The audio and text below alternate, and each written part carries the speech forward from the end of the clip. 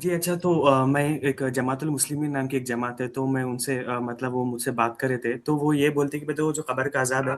وہ مٹی کے قبر کے اندر نہیں ہوتا، وہ برزخ میں ہوتا ہے، اور وہ تکفیر کرتے سارے علماء کی، سارے فرقوں کی، جو یہ مانتے کہ جانتا جو ہوں میں قبر کا عذاب ہے وہ مٹی کے نیچے ہوتا۔ یہ جو عذاب قبر کا آپ انکار کر رہے ہیں تو صریح حدیثوں کا انکار آپ یا جو بھی کر رہا ہے، صحیح بخاری کی کتنی واضح حدیث ہے کہ اللہ کے نبی صلی اللہ علیہ وسلم کا گزر دو قبر والوں کے پاس سے ہوا اور آپ صلی اللہ علیہ وسلم نے وہاں پر ایک لکڑی کا ٹکڑا وہاں پہ گاڑ دیا اور آپ نے وضاحت فرمائی کہ ان لوگوں کو، ان قبر والوں کو عذاب ہو رہا تھا، اور آپ نے کہا کہ یہ جو لکڑی ہے یہ جب تک جو ہے ہری بھری رہے گی عذاب میں تخفیف ہوگی۔ یہ بہت ہی واضح اور کلیئر حدیث ہے کہ قبر کے اندر عذاب ہوتا ہے۔ یہ منکر حدیث ہے غالباً کفایت بھائی،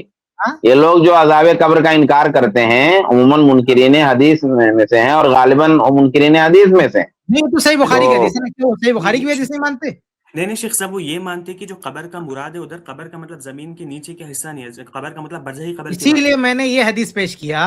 کہ اللہ کے نبی صلی اللہ علیہ وسلم نے وہاں پہ ٹہنی کیوں گاڑی؟ اگر قبر کے نیچے کا حصہ مراد نہیں ہے تو اللہ کے نبی نے وہاں پہ، یعنی آپ گزر رہے ہیں ایک لوکیشن کی طرف اشارہ کیا کہ یہاں پہ دو قبر ہے اور یہاں پر جو ہے وہ لکڑی گاڑ رہے ہیں، کیوں وہاں پہ کیوں گاڑ رہے ہیں اگر وہاں کا کوئی تعلق نہیں ہے تو؟ جی آپ سمجھ رہے ہیں میری بات؟ جی میں سمجھ گیا آپ کی بات۔ تو وہاں پہ لکڑی کیوں گاڑے، اس کا کیا جواب ہے؟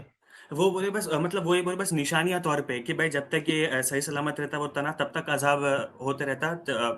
اس کے بعد تب تک عذاب نہیں ہوتا، مطلب وہ ایک نشانیہ تو طور پہ وہاں اس کا گاڑنے مطلب کی کوئی ضروری نہیں تھی، وہ تو شفاعت کے لیے آپ نے کہا، لیکن قبر پر وہ تو کہیں بھی ایسے بھی بول دیتے، آپ کہیں بھی گاڑتے کہیں بھی رکھ دیتے، لیکن قبر ہی پر کیوں رکھے اس کو؟ تو وہ اس بات کی دلیل ہے کہ صاحب قبر کو بھی عذاب ہوتا ہے۔ دوسری روایتوں میں کیا ہے کہ باقاعدہ جو ہے دوسری مخلوقات سنتی بھی ہیں، یعنی صاحب قبر کی جو آواز چیخ و پکار ہے وہ سنتی ہیں، باقاعدہ سنا، انسان نہیں سنتا ہے، دوسرے لوگ سنتے بھی ہیں، یہ خود اس بات کی دلیل ہے کہ وہیں سے آواز آ رہی ہے۔